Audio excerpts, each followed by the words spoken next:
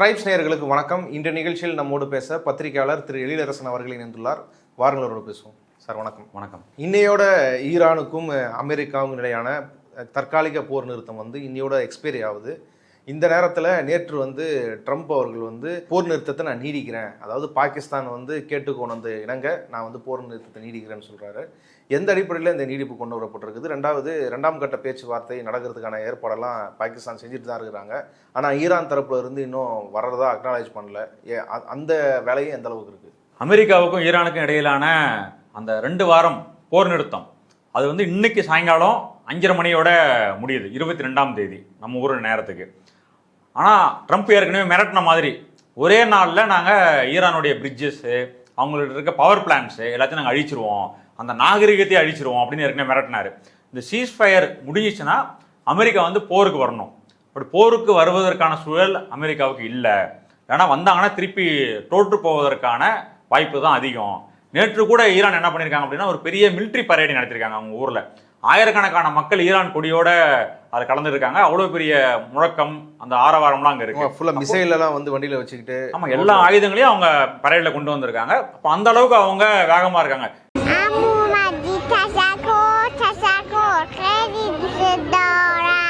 Iran தரப்புல இன்னைக்கு வந்திருக்கக்கூடிய தகவல் கூட நாங்கள் எல்லாமே ரெடியாக வச்சிருக்கோம். எங்களுடைய ஆட்கள், ஆயுதங்கள், ட்ரோன் லான்ச்சர்ஸ், மிசைல் லான்ச்சர்ஸ் எல்லாமே எங்கள்கிட்ட ரெடியாக இருக்கு. இது வரைக்கும் பார்க்காத புதிய சர்ப்ரைசஸ்லாம் அமெரிக்காவுக்கு கிடைக்கும் போர் தொடங்குனுச்சுன்னா அப்படின்னு சொல்லி ஈரான் சொல்லியிருக்காங்க. ஆனால் இப்படி ஒரு சூழ்நிலையில் அமெரிக்கா போரை தொடங்கும். ஏன்னா பேச்சுவார்த்தை நடக்கல, ஈரான் வர மாட்டேன்ட்டாங்க பேச்சுவார்த்தைக்கு. ஆமா, ஈரான் வரல, அதனால பேச்சுவார்த்தை நடக்கல. ஏடி வான்ஸ் கிளம்பிட்டாரு. ஏடி வான்ஸ் ஃபிளைட்ல ஏறுறாரு இறங்குறாரு அந்த மாதிரியான தகவல்லாம் வந்துட்டு இருக்கு. ஆனா ஈரான் நாங்க பேச்சுவார்த்தைக்கு வர மாட்டோம் அப்படின்ட்டாங்க. ஸோ இது ஒரு பெரிய அவமானமா ஆயிடுச்சு ட்ரம்ப்புக்கு. ஏன்னா அந்த டீமே சொல்லிட்டாரு, அவரு விட்காஃப், குஷ்னர் இவங்க எல்லாரும் ஏடி வான்ஸ் தலைமையில இஸ்லாமாபாத் போவாங்க, டீல் ரெடியா இருக்கு, நாங்க முடிச்சிருவோம் அப்படின்ற அளவுக்கு ட்ரம்ப் பேசினாரு. ஆனா இப்போ அவங்க போகல, ஈரான் வரல, பேச்சுவார்த்தை நடக்கல இஸ்லாமாபாத்தில்.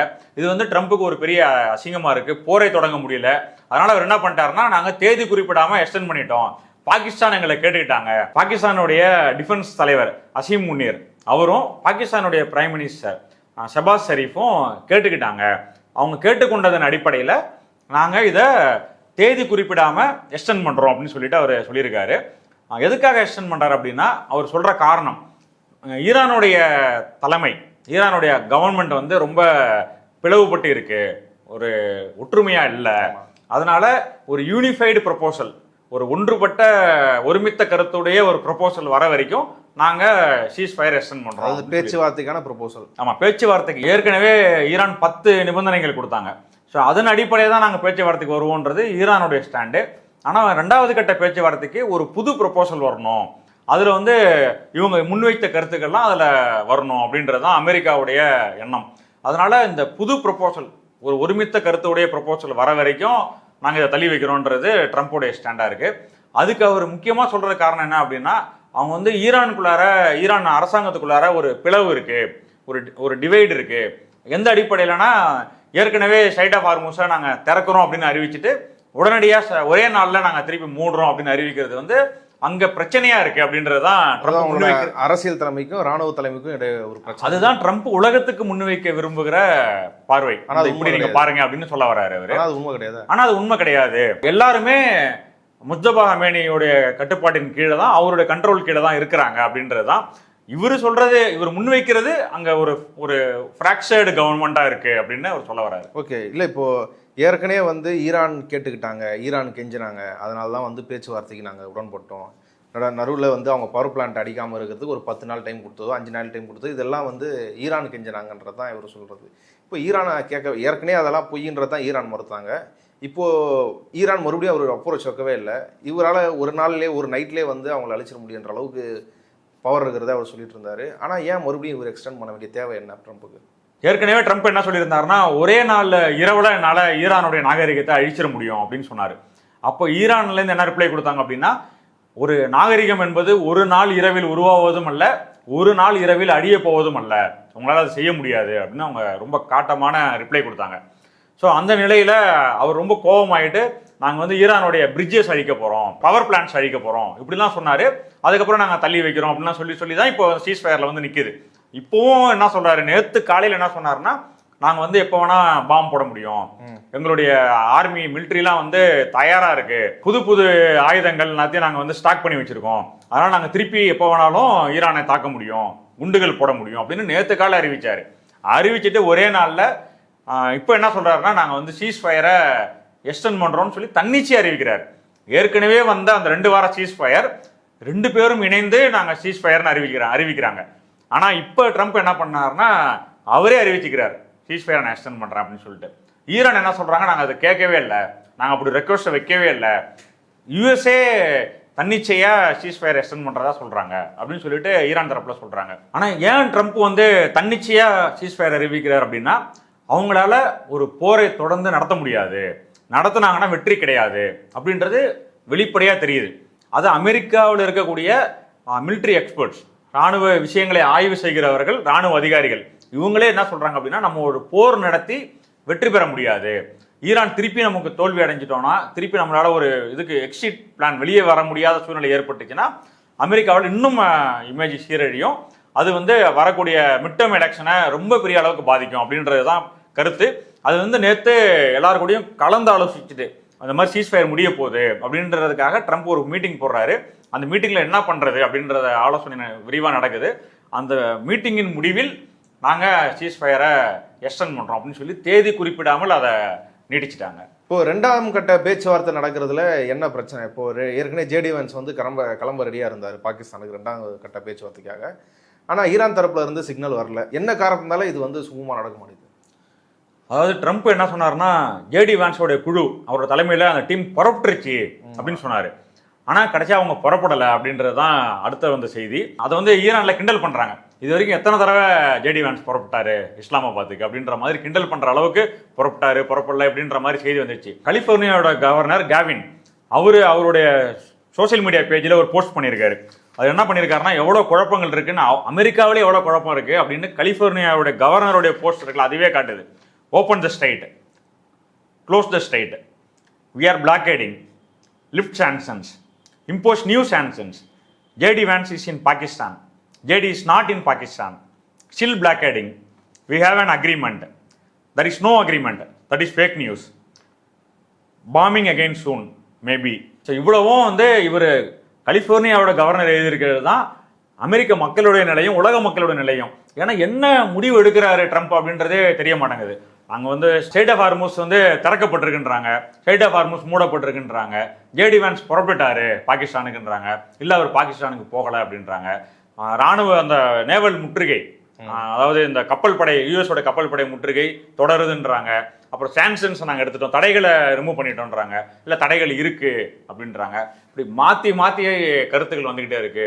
என்ன நடக்குதுன்னே புரிய மாட்டேங்குன்றது தான் இந்த அமெரிக்காவுடைய நிலைப்பாடு. அது பல பேரை குழப்பிக்கிட்டு இருக்கு. அதில் வந்து கலிஃபோர்னியாவோட கவர்னரே குழம்பி போயிருக்காரு. இப்போ நீங்கள் கேட்ட கேள்வி அதுல இருந்தால் வருது. எதனால இந்த பேச்சுவார்த்தை 2ஆம் சுற்று பேச்சுவார்த்தை நடக்கலை அப்படின்னா, அதுக்கு முக்கியமான காரணம் அமெரிக்காவுடைய கப்பல் படை முற்றுகை. அந்த பகுதி ஸ்டேட் ஆஃப் ஹார்முஸ்ல இவங்க கப்பல் படை முற்றுகையிட்டு ஒரு ஈரான் கப்பலையே அவங்க கையகப்படுத்திட்டாங்க. அதுவும் ஒரு தாக்குதல் நடத்தி அதில் இறங்கி அந்த கப்பலை கையகப்படுத்தியிருக்காங்க. அந்த கப்பலில் 2 பர்பஸ்க்கு, அதாவது சிவிலியன் பர்பஸ்க்கும் மிலிட்ரி பர்பஸ்க்கும் பயன்படக்கூடிய பொருள்கள்லாம் இருக்குது. அது வந்து கமர்ஷியல் ஷிப், அதாவது டிஜிட்டல் பொருள்கள் இருக்கலாம், அதை எடுத்து வச்சுக்கிட்டு இது வந்து இராணுவத்துக்கு பயன்படக்கூடிய வாய்ப்புகள்லாம் இருக்குது அப்படின்னு சொல்லி அவங்க யூஎஸ்லேருந்து தகவல்லாம் வெளியிடுறாங்க. இப்போ அப்படி ஒரு சம்பவத்தை நடத்திட்டு முற்றுகையை தொடர்ந்துட்டு பேச்சுவார்த்தைக்கு வாங்க அப்படின்னா, இந்த மாதிரி மிரட்டலுக்கு கீழ், அச்சுறுத்தலுக்கு கீழ் நாங்கள் வந்து பேச்சுவார்த்தை இடத்துக்கு வர முடியாது அப்படின்றது தான் ஈரானுடைய ஸ்டாண்டு. அதனால தான் இந்த 2ஆம் கட்ட பேச்சுவார்த்தை ஏன் நடக்கலை. இஸ்லாமாபாத்தில் எல்லா ஏற்பாடுகளும் நடந்துருச்சு, அங்கே லாக்டவுன்லாம் பண்ணிட்டாங்க, இந்த ஏரியாவெல்லாம் சுற்றி தடை பண்ணிட்டாங்க, எல்லா ஏற்பாடுகளும் ஜேடி வான்ஸ் புறப்படுற அளவுக்கு வந்துருச்சு. ஆனால் ஈரான் அவங்களுடைய டீம் தெளிவாக சொல்லிட்டாங்க, இந்த யூஎஸோடைய நேவல் பிளாக்கெட் தொடர்ற வரைக்கும் நாங்கள் வர முடியாது, ஃப்ளைட் ஏற முடியாது அப்படின்னு சொல்லிட்டாங்க. அதனால தான் லாஸ்ட் மினிட் வரைக்கும் ஒரு பரபரப்பு வந்து இன்னைக்கு ஈரான் வர முடியாது அப்படின்னு சொல்லிட்டு ட்ரம்ப் தன்னிச்சையாக நீடிச்சிட்டாரு சீஸ்ஃபயரை. இன்னும் சில கப்பல்கள் வந்து ஈரானால் தடுத்து நிறுத்தப்பட்டிருக்குது. எச்சரிக்கை தாக்குதல்லாம் வந்து அதாவது எச்சரிக்கை செய்கிற வகையில் துப்பாக்கி சூடுலாம் வந்து நடத்தியிருக்கிறாங்க, அதாவது கன்ஃபயர் நடத்தியிருக்கிறாங்கன்ற மாரி செய்திகள் வருது. அப்படி கப்பல்கள் நிறுத்தப்பட்டிருக்குதா, ஏற்கனவே இருந்த போக்குவரத்து இருந்து மறுபடியும் நூற்றுக்கணக்கான கப்பல்கள் வந்து ஸ்ட்ரைட் ஆஃப் ஹார்மஸ் சுற்றி நிற்குதுன்னு சொல்கிறாங்க, அதோட நிலவரம் என்ன? ஸ்ட்ரைட் ஆஃப் ஹார்மஸ் வந்து நாங்கள் க்ளோஸ் பண்ணுறோம் அப்படின்னு சொல்லிட்டு ஈரான் அறிவித்த பிறகு ஐஆர்ஜிசி அந்த வழித்தடத்தை, கப்பல் வழித்தடத்தை அவங்க கண்ட்ரோல் எடுத்துக்கிட்டாங்க. அந்த வழியாக போகிற வர கப்பல் எல்லாத்தையுமே வந்து அவங்க தான் மானிட்டர் பண்ணுறாங்க. ஏற்கனவே 2 நாளைக்கு முன்னாடி இப்படி பர்மிட் இல்லாமல், ஈரானுடைய அனுமதி இல்லாமல் போன ஒரு கப்பலை அவங்க கன் போட்டு வச்சு ஐஆர்ஜிசி தாக்குதல் நடத்தினாங்க அப்படின்ற செய்தி வந்துச்சு.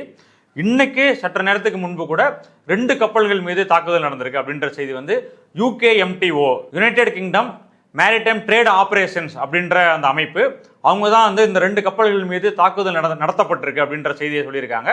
அவங்க அந்த அமைப்பு என்னன்னா, அவங்க தான் வந்து கப்பல் போக்குவரத்து, உலகத்தில் கப்பல் போக்குவரத்து, அதற்கு இடையிலான தகவல் பரிமாற்றம், இது மாதிரியான விஷயங்களை வந்து அவங்க பார்க்கக்கூடியவங்க.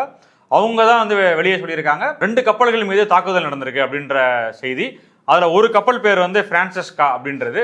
இது வந்து இஸ்ரேலுக்கு தொடர்புடைய கப்பல், 2மே கண்டெய்னர் ஷிப்ஸ்.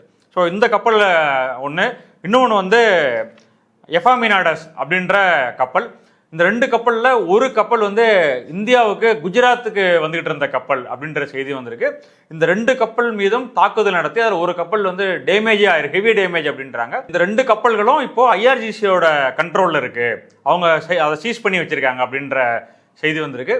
இதுக்கு இடையில இன்னொரு கப்பல், ஈரானை சேர்ந்த ஒரு சான்சன்டு டேங்கர் அப்படின்றாங்க, அதாவது தடை செய்யப்பட்ட ஒரு கப்பல், அது வந்து இந்தியன் ஓஷனில் போயிட்டு இருக்கும் போது யூஎஸ் வந்து அதை, யூஎஸோடைய கப்பல் படை அதை வழிமறிச்சு அதில் என்ன இருக்குது அப்படின்னு அவங்க இன்ஸ்பெக்ட் பண்ணியிருக்காங்க கடல்லையே வச்சு அப்படின்ற செய்தி வந்திருக்கு. ஆக மொத்தத்தில் வந்து கப்பல் போக்குவரத்து ஸ்ட்ரைட் ஆஃப் ஹார்மஸ்லையும் சரி, இந்திய பெருங்கடல்லையும் ஒரு சாதாரணமான சூழ்நிலையில் இல்லை.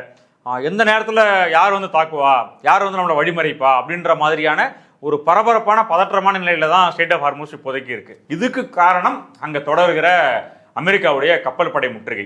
அதை விலக்கிட்டா ஈரான் நாங்கள் ஸ்ட்ரைட் ஆஃப் ஹார்மஸை ஓப்பன் பண்ணிடுறோம் அப்படின்றாங்க, பேச்சுவார்த்தைக்கு வரோன்றாங்க. இப்போ இவ்வளவுக்கும் வாய்ப்பு இருக்கும்பொழுது அதை நீடிக்கிற நிலையில தான் ட்ரம்ப்போடைய ஆக்டிவிட்டிஸ்லாம் இருந்துகிட்டு இருக்கு. ஏன் அதை இப்போ இவருக்கு தேவை வந்து ஸ்ட்ரைட் ஆஃப் ஹார்மஸ் வந்து ஓப்பனாகவும் ஃப்ரீயாகவும் இருக்கணும், அதை தான் இவர் சொல்லிட்டு வந்த விஷயம். அதேமாரி இந்த பேச்சுவார்த்தை வந்து இவங்க சொல்கிற ஒரு டேர்முக்கு வந்து முடியணுன்றதான் ட்ரம்ப் எதிர்பார்க்குறது. இவங்க வந்து எங்கள் முற்றுகையை ரிலீஸ் பண்ணணும், நானும் ஸ்ட்ரைட் ஆஃப் ஹார்மஸை ஃப்ரீ பண்ணுறேன், திறந்து விடுறேன், பேச்சுவார்த்தைக்கு வரேன்றாங்க. முற்றுகை எடுக்கிறதுல ட்ரம்ப்புக்கு என்ன பிரச்சனை? ட்ரம்ப் வந்து இந்த முற்றுகையை எடுக்காம போறதுக்கு அவரே காரணம் சொல்றாரு. எதுக்காக நாங்கள் எங்கள் முற்றுகை தொடர்ந்துட்டு இருக்கோம் அப்படின்னா, ஈரானுக்கு ஒரு நாளைக்கு $500 மில்லியன் வருமானம் வரும் கப்பல் போக்குவரத்தால.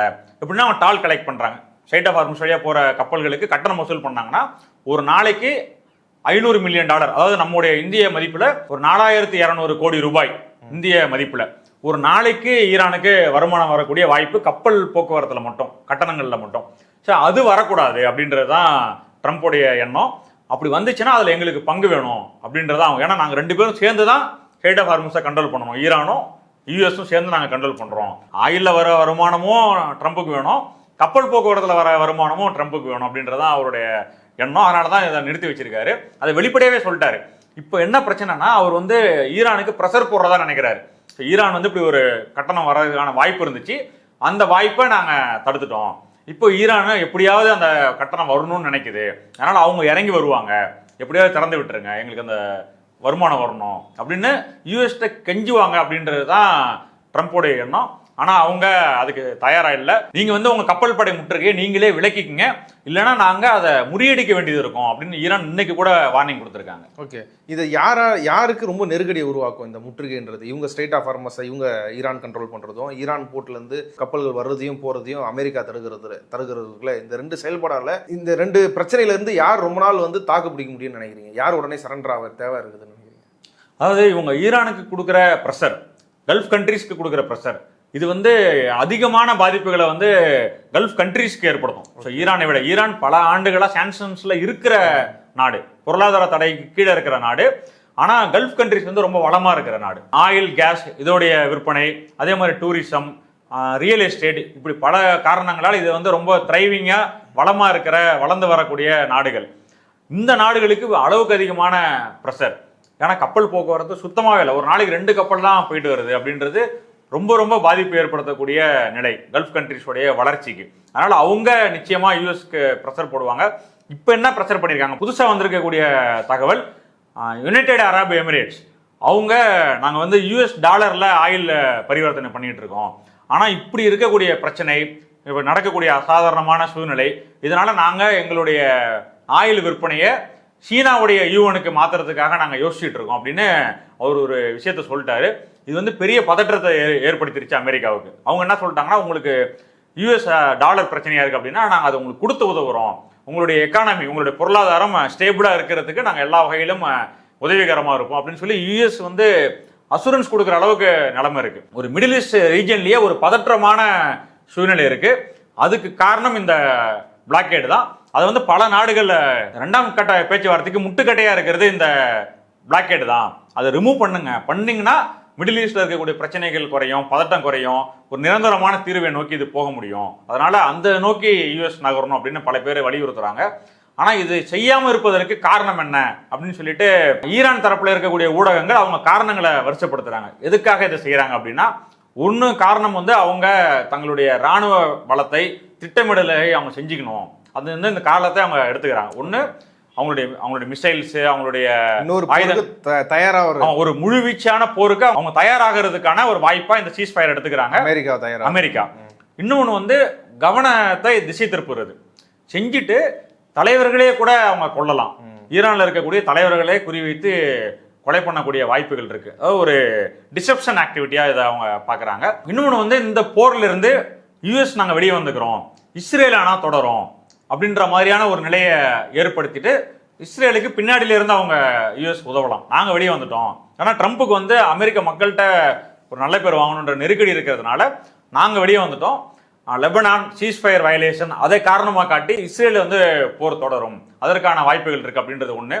இன்னொன்று வந்து எப்பொழுதுமே ஈரானை ஒரு போர் மேகத்தின் கீழ், அதன் கீழே ஒரு பதற்றமான நிலையிலேயே ஈரான் வச்சுக்கிறது நல்லது.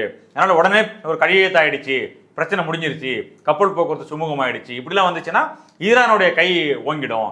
அதனால அந்த பதற்றமான போர் மேகத்தின் கீழேயே ஈரானை எப்போதும் வைத்திருப்பது, அதுக்காக இந்த மாதிரி முயற்சிகளை அவங்க எடுத்திருக்கலாம் அப்படின்னு பல காரணங்களை அவங்கள பட்டியலிட்டு இருக்கிறாங்க. ஈரான் தரப்புல இருக்கக்கூடிய ஊடகங்கள் தெளிவாக பட்டியலிட்டு எழுதியிருக்காங்க. ஸோ இந்த காரணங்கள்ல ஒன்னாதான் அது இருக்க முடியும். அப்படிங்க சொல்ல வர்றதுல இருந்து அமெரிக்கா இதில் ரொம்ப நாள் தாக்கு பிடிக்க முடியாது, பின்வாங்கியே ஆகணுன்ற நிலைமை தான் ட்ரம்ப்புக்கு இருக்குது. ஆனால் இஸ்ரேலுக்கு அப்படி ஒரு நிலைமை இருக்கா? அவங்க மீண்டும் வந்து லெபனானில் எல்லோ லைன் போட்டு மறுபடியும் மக்களை வந்து குடியேற வைக்காமல் தாக்குதல் நடத்துகிறாங்க. வெஸ்ட் பேங்க்லேயே வந்து தாக்குதல் நடத்திட்டு இருக்கிறாங்க. உலக நாடுகள்லேருந்து நெருக்கடி வர ஆரம்பிச்சிருக்குல்ல. இப்போ ஹங்கேரி அந்த நாட்டில் இருந்து கூட மறுபடியும் நெத்தனியா வந்தாருன்னா அவருக்கு அரசு வாரண்ட் கொடுப்போன்ற மாதிரி சொல்லியிருக்காங்க. பல நாடுகள், யூரோப்பியன் கண்ட்ரிஸ்லாம் அவர் கூட ஆயுத ஒப்பந்தத்தை பின்வாங்கணும்னு சொல்லி 26 நாடுகள் வந்து ஒத்துழைச்சிருக்கிறாங்க. இது இஸ்ரேலையும் முடக்குமா, இல்லை இஸ்ரேல் வந்து நீங்கள் சொல்கிற மாரி அமெரிக்கா பின்வாங்கினாலும் இஸ்ரேல் தொடர்ந்து தாக்குதல் நடத்துமா? இந்த போர் நிறுத்தம் இதை வந்து விரும்பாதவர்கள் 2 தரப்பு அப்படின்னு ஊடகங்கள் எழுதுறாங்க. சர்வதேச ஊடகங்கள் 2 தரப்பை சுட்டி காட்டுறாங்க. ஒன்று இஸ்ரேல், அவங்க இந்த போர் நிறுத்தத்தை விரும்பல. இன்னொன்று அமெரிக்காவிலே இருக்கக்கூடிய வலதுசாரிகள், அதாவது மத ரீதியான வலதுசாரிகள் அப்படின்னு எழுதுறாங்க. அவங்க 2 பேரும் இந்த போர் நிறுத்தத்தை விரும்பல.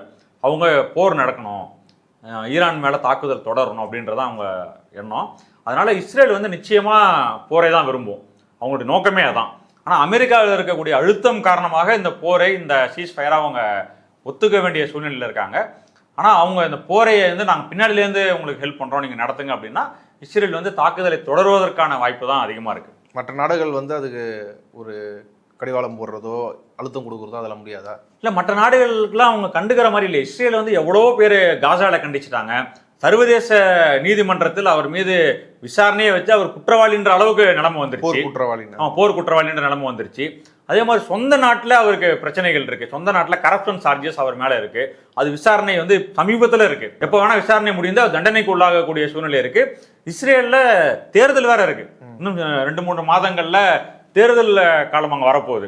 இப்போ இந்த சூழ்நிலையில அவரோட இமேஜ் அங்கே ஏற்றி ஆகணும். அதனால அவர் வந்து அந்த போரை விரும்புகிறார், போர் நடக்கணும் அப்படின்றதா நேத்தனியாவுக்கு இருக்கிற நெருக்கடி. ஆனால் இஸ்ரேல் போரை விரும்பினா கூட ஈரான் வந்து போரை விரும்பல அப்படின்னா ஐநா சபைக்கான ஈரானுடைய பர்மனன்ட் ரெப்ரசன்டேட்டிவ் ஒருத்தர் இருக்காரு, சயீத் அவருடைய பெயர்.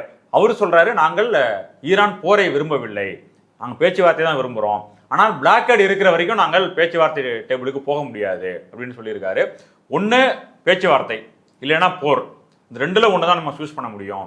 2யுமே செஞ்சுட்டு, அதாவது யூஎஸோடைய பிளாக்கேடை நாங்கள் ஒரு வயலேஷன் ஆஃப் சீஸ்ஃபயரை மீறிய செயலாக நாங்கள் பார்க்குறோம் அப்படின்றது தான் ஈரானுடைய கருத்து.